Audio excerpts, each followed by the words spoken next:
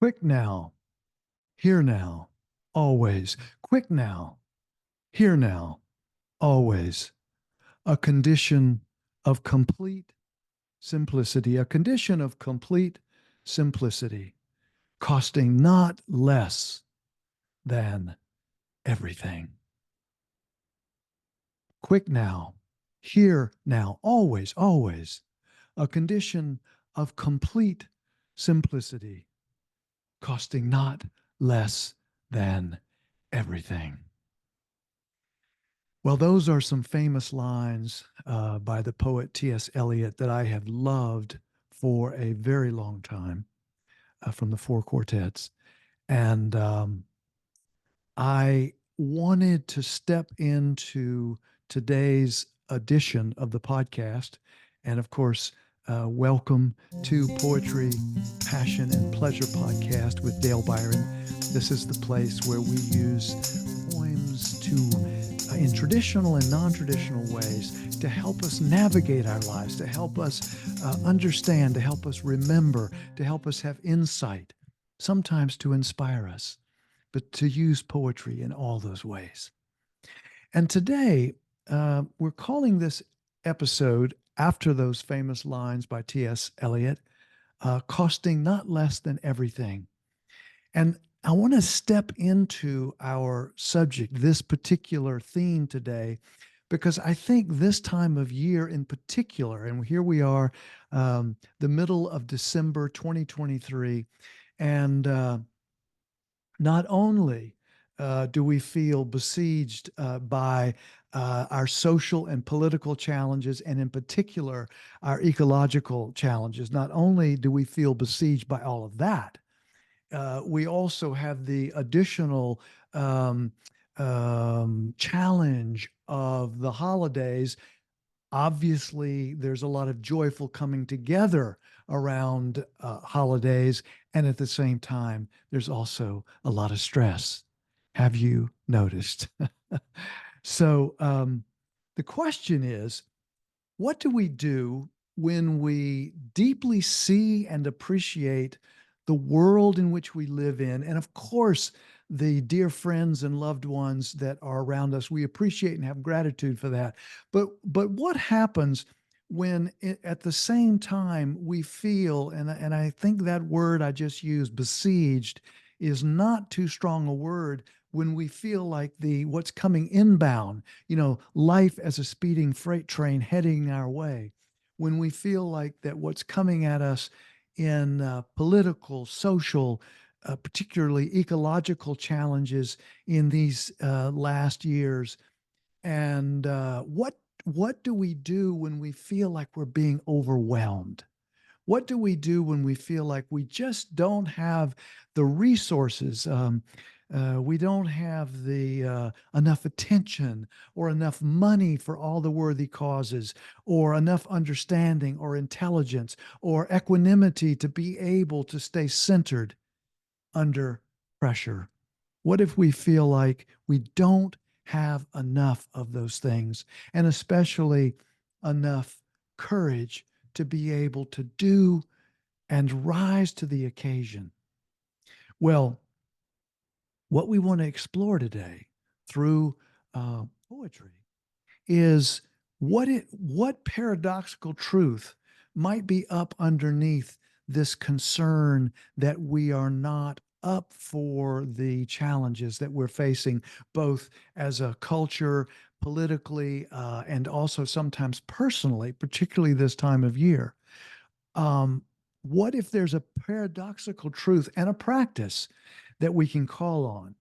So, in that spirit, let's go directly to the poem that I have for us today, which, again, our theme and the title of this particular edition of the podcast, this episode, is Costing Not Less Than Everything. And that's the title of the poem, Costing Not Less Than Everything. And the poem goes like this. You are here, and it is always now. You are here, and it is always now. And you'll never be able to give enough to every worthy cause that needs you. The engine of your story has its limits. The engine of your story has its limits. And no, you will not be able to sign all those worthy petitions either. To save the day with your email, a tiny signal of moral support. You will be able to give your attention. You will be able to give your attention that diamond sparkle that is your life's unfolding. You will be able to feel the jolt of loss and grief, and sometimes even a sublime joy as it happens.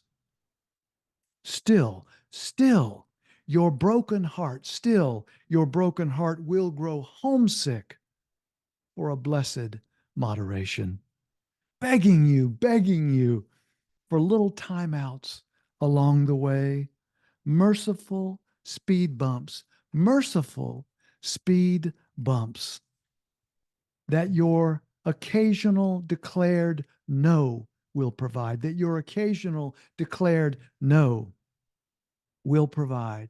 No, you will say. No, you will say. And even then, as your hope falters, no, you will say. And even then, as your hope falters, it is then you'll be asked to traffic in the impossible. It is then you will be asked to traffic in the impossible, to feel and stumble toward that big yes that looks to us from here, that big yes that looks to us from here as much like darkness as light. And it will demand more than you can imagine. And it will cost not a penny less than everything. And it will demand more than you can imagine, more than you can imagine. And it will cost not a penny less than everything. Well, of course, I am I am leaning into this language that T.S. Eliot made so famous, and for this particular little poem that I wrote a little earlier this year. And again, thinking about this idea, um, what I began to call as I was working with this theme of costing not less than everything. In other words, what happens um, paradoxically when we're feeling overwhelmed and besieged, that if we can name what is actually going on, if we can name the truth, then somehow or another, our load is lightened. Somehow or another, we are given just a little more surge of energy. Somehow or another, our heart, our core, courage, that we are able to tap into our own courage and the depths of it a little deeper, to get reserves that we did not even know we had, to what T.S. Eliot called a condition of complete simplicity. We usually think about a condition of complete simplicity as something we want to move beyond, as though innocence were something that we needed to do away with. But sometimes it is that complete simplicity, it is our innocence in the world that will actually give us the courage and the strength to continue on. I was looking at, there's a quote by Eugene Ginlin, who was the originator of a psychological therapeutic approach called focusing. And he put it like this. I think this is pertinent for our theme today. Um, he said, what is true is already so. What is true is already so. Owning up to it doesn't make it worse. Owning up to it doesn't make it worse. Not being open about it doesn't make it go away. doesn't make it go away. And because it's true, it is what is there to be interacted with. Anything untrue isn't there to be lived. People can stand what is true. People can stand what is true, for they are already enduring it. People can stand what is true, for they are already enduring it. We see the kind of, and that feels to me like a poem. We always say a poem, that any words that have us stop and pay careful attention. And those words for me do have me stop and pay careful attention. And when somebody says people can stand what is true, for they are already enduring it. See, to me, that's our theme, our paradoxical theme that I think poetry is so adept at working with. If we can name the difficulty, even at the depths of of our broken heart, our difficulty, our pain, but if we can name it, if we can feel it more fully, then somehow or another it calls on depths of strength that we may not have known we had. You know, I was thinking in a kind of a tongue-in-cheek way. Uh, the title for the note I made for myself is overt self-compassion, and I said, who can blame us for wanting to place the tray table of our fears, concerns, and at times despair in the upright and locked position? In other words, um, we want a little more agency. We want a little more control. We want a sense of more courage and strength. You know, who could blame us for wanting to place the tray table of our fears, concerns, and despair at times in its upright and locked position?